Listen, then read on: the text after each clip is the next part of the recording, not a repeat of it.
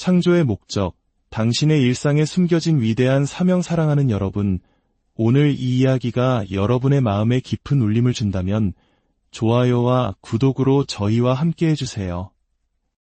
여러분의 작은 실천이 하나님의 은혜를 더 널리 전하는 귀한 통로가 될 것입니다. 여러분의 삶에 늘 평안이 가득하기를 기도하며 오늘의 이야기를 시작하겠습니다. 성경 창세기 한 장을 마음속에 펴주시길 바랍니다. 말씀을 나누기 전 제가 아프리카에서 겪었던 한 가지 이야기를 먼저 들려드리고 싶습니다. 저는 지난 7년간 아프리카 잠비아의 루사카라는 곳에서 아프리카 기독교 대학 설립을 돕는 사역을 했습니다. 그곳에 간 지 1년쯤 되었을 때 저희 가족은 개를 한 마리 키우게 되었습니다. 그 개는 부어볼이라는 종이었는데 아마 생소하게 들리실 겁니다. 부어볼은 본래 사자와 맞서 싸우기 위해 개량된 남아프리카의 아주 크고 용맹한 견종입니다. 과거 네덜란드계 농부들이 사자로부터 가축과 농장을 지키기 위해 키웠던 농부의 개였죠. 이 개들은 맹수 앞에서도 물러서지 않을 만큼 용맹하지만 자기 가족, 특히 아이들에게는 한없이 온순해서 아이들이 등을 타고 놀아도 가만히 있을 정도입니다. 저희는 이 영리한 부어볼 강아지에게 에티커스라는 이름을 지어주고 훈련을 시작했습니다. 훈련이 어느 정도 진행되자 저는 더 복잡하고 방해 요소가 많은 환경이 필요하다고 생각했습니다. 그래서 집 건너편에 있는 늘 차들이 쌩쌩 달리는 원형교차로 옆에 넓은 공터로 에티커스를 데려가 긴 목줄을 하고 여러 가지 명령을 가르치기 시작했습니다. 그렇게 며칠이 지났을 때 한 잠비아 현지인 남성이 제게 다가왔습니다. 그는 며칠 동안 제가 개를 훈련시키는 모습을 지켜봤다면서 호기심 가득한 눈으로 물었습니다. 저 개는 대체 무슨 종류입니까? 아, 부어볼입니다. 이 지역에서는 꽤 흔한 견종이죠. 그는 고개를 갸웃거리며 다시 물었습니다. 아니요, 제 말은 도대체 어떤 종류의 개냐는 말입니다. 몇 번의 대화가 오간 뒤에야 저는 그가 정말로 묻고 싶었던 것의 의미를 깨달았습니다. 그는 제게 묻고 있었던 것입니다. 혹시 영어를 알아듣는 특별한 개는 어디서 구할 수 있습니까? 그 순간 저는 깨달았습니다. 그 남자는 개를 훈련시킬 수 있다는 생각 자체를 해본 적이 없었던 겁니다. 잠비아에서 개는 가족의 일원이기보다는 밤에 도둑을 쫓기 위해 담장 안에 풀어놓는 경비수단에 가까웠습니다. 사람들은 개를 두려워했고 개와 교감하거나 훈련시키는 것은 상상 밖의 일이었습니다. 그는 매일 제가 개에게 영어로 말하고 개가 그 말을 알아듣고 행동하는 것을 보면서 제 개가 보통 개가 아닌 영어를 할 줄 아는 특별한 개라고 생각했던 것입니다. 제가 웃으며 어떤 개든지 훈련시키면 이렇게 할 수 있습니다 라고 말했을 때 그의 얼굴에 떠오른 놀라움과 충격을 저는 잊을 수 없습니다. 저는 그에게 창세기에 나오는 다스림의 명령, 즉 문화 명령에 대해 설명하기 시작했습니다.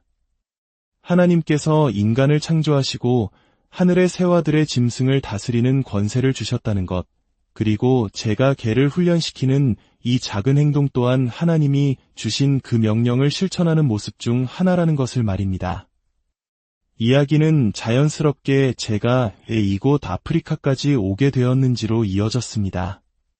그는 제가 동물 조련과 관련된 특별한 기술을 전수하러 온 사람이라고 생각했지만 저는 아닙니다. 저는 신학을 가르치기 위해 왔습니다. 라고 대답했습니다. 이 작은 경험은 제가 아프리카에서 겪었던 어려움의 본질을 보여주었습니다. 현지인들에게나 심지어 고국의 후원자들에게나 제가 하려는 일을 이해시키는 것은 쉽지 않았습니다. 제가 만약 잠비아에 신학교를 세우러 갑니다. 또는 성경학교를 세우러 갑니다. 라고 말했다면 모두가 쉽게 이해하고 고개를 끄덕였을 것입니다.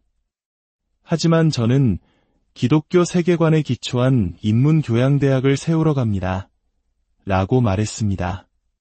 농업, 경영, 교육, 예술을 가르치고 더 나아가 생물학, 화학 같은 순수과학과 엔지니어, 변호사, 의사를 양성하는 대학을 세운다고 했을 때 사람들은 마치 영어를 하는 개를 보는 듯한 그 잠비아 남성과 똑같은 표정으로 저를 바라보았습니다. 왜 굳이 그런 일을 하러 그 먼 곳까지 갑니까? 그 질문에 대한 대답이 바로 오늘 우리가 함께 나눌 창세기의 말씀 속에 있습니다. 바로 문화명령 때문입니다. 하나님은 모든 사람이 목회자가 되도록 인간을 창조하지 않으셨습니다. 다시 한번 말씀드립니다. 하나님은 모든 사람이 설교자가 되라고 우리를 만드신 것이 아닙니다. 하나님은 인간을 창조하시고 우리에게 위대한 사명을 주셨습니다. 오늘날 교회 안에서 수많은 남성과 여성들이 불만과 갈증을 느끼는 이유가 무엇이라고 생각하십니까? 예를 들어 신학을 사랑하고 말씀 전하는 은사가 있다고 느끼는 많은 여성들이 왜 자신은 목회자가 될 수 없는지 고뇌하며 하나님을 원망하기도 합니다. 또 많은 청년들은 교회가 자신들의 실제적인 삶에 아무것도 제공해주지 못한다고 느끼며 교회를 떠나갑니다. 이 모든 문제의 뿌리에는 우리가 창세기 한 장에서 하나님이 주신 첫 번째 사명, 즉 문화명령의 진정한 의미를 이해하지 못하고 있기 때문일 수 있습니다. 하나님께서 우리를 창조하신 목적이 단지 교회 안에 머무는 것이 아니라 이 땅을 다스리고 정복하며 하나님의 영광을 드러내는 것임을 잊었기 때문입니다. 이제 창세기 한 장 26절 말씀을 함께 보겠습니다. 하나님이 이르시되 우리의 형상을 따라 우리의 모양대로 우리가 사람을 만들고 그들로 바다의 물고기와 하늘의 새와 가축과 온 땅과 땅에 기는 모든 것을 다스리게 하자 하시고 하나님이 자기 형상 곧 하나님의 형상대로 사람을 창조하시되 남자와 여자를 창조하시고 하나님이 그들에게 복을 주시며 하나님이 그들에게 이르시되 생육하고 번성하여 땅에 충만하라 땅을 정복하라 바다의 물고기와 하늘의 새와 땅에 움직이는 모든 생물을 다스리라 하시니라. 그리고 2장 1절과 2절을 보면 중요한 단어가 반복됩니다. 천지와 만물이 다 이루어지니라. 하나님이 그가 하시던 일을 7째 날에 마치시니 그가 하시던 모든 일을 그치고 7째 날에 안식하시니라. 여기서 우리는 중요한 원리 하나를 발견합니다. 일은 인간의 타락으로 인한 저주가 아니라는 것입니다. 일이 고되고 힘겨워진 것은 타락의 결과이지만 일 자체는 저주가 아닙니다. 일은 거룩한 것입니다. 왜냐하면 하나님께서 가장 먼저 일하신 분이기 때문입니다. 우리는 일하시는 하나님의 형상대로 창조되었기에 일하는 존재입니다. 그리고 놀라운 소식은 우리는 새하늘과 새 땅에서도 일하게 될 것이며 그 일은 기쁨이 될 것이라는 사실입니다. 창세기 2장 5절은 이렇게 말합니다. 여호와 하나님이 땅에 비를 내리지 아니하셨고 땅을 갈 사람도 없었으므로. 그리고 15절에서는 이렇게 말씀하십니다. 여호와 하나님이 그 사람을 이끌어 에덴 동산에 두어 그것을 경작하며 지키게 하시고 이 말씀들은 지난 7년간의 사역을 통해 제게 완전히 새로운 깊이로 다가왔습니다. 저는 이전에는 몰랐습니다. 제가 태어나고 자란 서구 문화가 단순히 복음의 선포뿐만 아니라 일에 대한 성경적 세계관, 특히 프로테스탄트 윤리에 의해 얼마나 깊이 형성되었는지를 말입니다. 몇 년 전 제가 신부전으로 쓰러졌을 때 저는 하나님께서 저를 이곳으로 다시 보내주신 것에 감사했습니다. 왜냐하면 이곳에는 수많은 사람들이 그들의 일을 통해 쌓아올린 의학기술의 발전이 있었고 그것이 제 생명을 구했기 때문입니다. 아프리카에는 없었던 유료 혜택이었습니다. 그렇습니다. 아프리카에는 복음을 전하는 설교자가 필요합니다. 하지만 동시에 생명을 살리는 훌륭한 의사도 절실히 필요합니다. 그것이 바로 문화명령 안에서 우리 모두에게 주어진 소명입니다. 그러므로 지금 이 말씀을 듣고 있는 목회자로 부름받지 않은 모든 분들께 말씀드립니다. 여러분은 결코 덜 중요한 존재가 아닙니다. 여러분의 믿음이 더 작은 것이 아닙니다. 하나님은 우리가 그저 교회 의자에 앉아 성경만 읽고 아무것도 하지 않도록 우리를 이 땅에 두지 않으셨습니다. 하나님은 우리가 각자의 삶의 자리에서 이 세상을 변화시키고 빚어가고 아름답게 만들기를 원하십니다. 에덴 동산에는 세 종류의 나무가 있었습니다. 첫 번째는 음식을 위한 나무입니다. 생존을 위한 나무죠. 창세기 1장 29절에서 하나님은 내가 온 지면에 씨 맺는 모든 채소와 씨 가진 열매 맺는 모든 나무를 너희에게 주노니 너희의 먹을 거리가 되리라고 말씀하십니다. 이것은 우리의 생존을 위한 하나님의 공급하심입니다. 성경의 마지막 책인 요한계시록 22장을 보면 강 좌우에 있는 생명나무의 잎사귀는 만국을 치료하기 위하여 있다고 말합니다. 하나님이 주신 창조물들은 우리를 먹일 뿐 아니라 치유하는 능력도 가지고 있습니다. 그리고 이 자연을 연구하고 개발하여 인류를 이롭게 하는 것, 그것이 바로 의사와 과학자들의 문화적 사명입니다. 두 번째는 보기에 아름다운 나무입니다.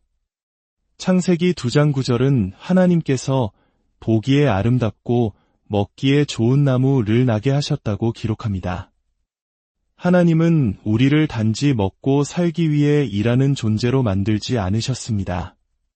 그분은 우리에게 아름다움을 창조하고 누릴 능력을 주셨습니다. 동산에 금과 보석이 있었던 것은 아담이 그것을 먹게 하기 위함이 아니었습니다. 그것으로 영광스럽고 아름다운 것을 만들게 하기 위함이었습니다. 출애굽기를 보면 하나님께서는 브살렐과 오홀리압 같은 장인들에게 당신의 영을 부어주셔서 지혜와 기술을 주시고 성막과 제사장의 옷을 영화롭고 아름답게 만들게 하셨습니다. 제사장이 하나님의 백성을 섬기기 위해 하나님의 영으로 충만해야 했던 것처럼 기술자들 역시 아름다운 것을 만들기 위해 하나님의 영으로 충만해야 했습니다. 이것은 예술가, 디자이너, 건축가, 음악가들의 문화적 사명입니다. 여러분의 일은 세상을 아름다움으로 채우는 거룩한 사역입니다. 세 번째 나무는 선악을 알게 하는 나무와 생명나무입니다. 이 나무들은 하나님의 주권과 그분의 거룩한 법, 그리고 우리와의 관계를 상징합니다. 우리의 일은 우리를 먹이고 세상을 아름답게 하지만 그 모든 일은 반드시 창조주 하나님의 의로운 법 안에서 이루어져야 함을 상기시킵니다. 하지만 아담은 하나님의 법을 어기고 금지된 나무의 열매를 먹었습니다. 그 결과 죄가 세상에 들어왔고 땅은 저주를 받아 가시덤불과 엉겅퀴를 내게 되었습니다. 이제 일은 고통스러운 노동이 되었고 죽음이 찾아왔습니다. 그렇다면 이제 희망은 없는 것일까요? 아닙니다. 우리에게는 또 다른 나무가 있기 때문입니다. 인류의 역사는 세 그루의 나무 이야기로 요약될 수 있습니다. 첫째는 실패와 죄를 가져온 에덴 동산의 나무입니다. 둘째는 구원과 회복을 가져온 갈보리 언덕의 십자가 나무입니다. 셋째는 완성된 하나님 나라에서 영원한 생명을 주는 요한계시록의 생명나무입니다. 우리가 흔히 범하는 실수는 십자가라는 두 번째 나무가 단지 우리를 마지막 생명나무로 건너가게 하는 다리 역할만 한다고 생각하는 것입니다. 하지만 그렇지 않습니다. 십자가는 아담이 잃어버렸던 바로 그 첫 번째 사명, 이 땅을 다스리고 경작하라는 문화명령을 회복시키는 능력입니다. 예수님께서 승천하시기 전 제자들에게 주신 지상 대의임령을 보십시오. 마태복음 28장 19절과 20절입니다. 그러므로 너희는 가서 모든 민족을 제자로 삼아 아버지와 아들과 성령의 이름으로 세례를 베풀고 내가 너희에게 분부한 모든 것을 가르쳐 지키게 하라. 우리의 사명은 단순히 사람들에게 복음을 전해 천국에 가게 하는 것에서 그치지 않습니다. 그들이 이 땅의 모든 삶의 영역에서 하나님의 말씀을 지키며 살아가도록 가르치는 것입니다. 과학자가 연구실에서, 교사가 교실에서, 어머니가 가정에서, 사업가가 시장에서, 예술가가 작업실에서 어떻게 하나님의 뜻을 이루며 살아갈지를 가르치는 것이 우리의 사명입니다. 하나님은 여러분 각자에게 이 세상이라는 거대한 정원의 한 모퉁이를 맡기셨습니다. 여러분의 가정이든 직장이든 학교든 그곳이 바로 하나님이 당신에게 맡기신 에덴 동산입니다. 그리고 여러분에게 주신 사명은 이것입니다. 어제보다 오늘 그곳을 조금 더 에덴 동산처럼 아름답고 질서 있게 만들어라. 만약 당신의 소명이 자녀를 주의 교양과 훈계로 양육하는 것이라면 그 부르심을 가볍게 여기지 마십시오. 당신의 가정을 오늘 어제보다 더 하나님의 사랑과 진리가 넘치는 곳으로 가꾸십시오. 그리고 당신의 자녀들이 장차 그들이 맡게 될 세상의 또 다른 모퉁이에서 하나님의 정원사 역할을 잘 감당하도록 가르치십시오. 어떤 분야에서 일하든지 탁월함으로, 위대한 기술로, 그리고 기쁨으로 그 일을 감당하십시오. 세상 사람들이 기독교인인 우리를 보며 이렇게 말하게 되기를 소망합니다. 나는 저들이 믿는 예수는 싫지만 저들이 자신의 삶의 자리에서 진리와 선함과 아름다움을 추구하며 살아가는 모습, 그리고 그 일을 통해 얻는 기쁨과 만족감만큼은 인정하지 않을 수 없다. 제가 훈련시키던 개를 보고 영어를 할 줄 안다고 믿었던 그 잠비아 남성과의 대화는 결국 창조의 이야기와 십자가, 그리고 새하늘과 새 땅에 대한 이야기로 이어졌습니다. 창조 때 주신 문화 명령과 예수님이 주신 지상 대의임령은 분리될 수 없기 때문입니다. 죄는 우리의 영혼뿐 아니라 이 세상 전체를 망가뜨렸습니다. 로마서 8장은 모든 피조물이 이제 구원받을 하나님의 자녀들이 나타나기를 고대하며 신음하고 있다고 말합니다. 하나님은 우리뿐만 아니라 이 세상도 구속하기 원하시기 때문입니다. 그러므로 당신에게 맡겨진 이 세상의 한 모퉁이를 마치 그것이 하나님께 지극히 중요한 것처럼 다루십시오. 왜냐하면 실제로 그것은 하나님께 중요하기 때문입니다. 함께 기도하겠습니다. 위대하신 하나님, 우리의 선하신 창조주이시며 구원자이신 아버지, 주님께서 친히 손으로 빚으신 피조물인 저희가 겸손히 주님 앞에 엎드립니다. 우리를 주님의 형상대로 그리고 뚜렷한 목적을 가지고 창조하셨음을 고백합니다. 우리의 영혼이 구원받을 뿐 아니라 우리가 살아가는 이 세상 또한 구속되기를 원하시는 주님의 뜻을 기억합니다. 구원받은 하나님의 자녀로서 우리가 의와 거룩함을 추구할 뿐만 아니라 우리가 머무는 모든 곳에서 진리와 아름다움과 선함을 추구하게 하옵소서. 우리의 삶을 통해 이 땅의 작은 모퉁이가 주님의 동산처럼 변화되게 하시고 세상이 우리를 통해 하나님의 살아계신 영광을 보게 하옵소서.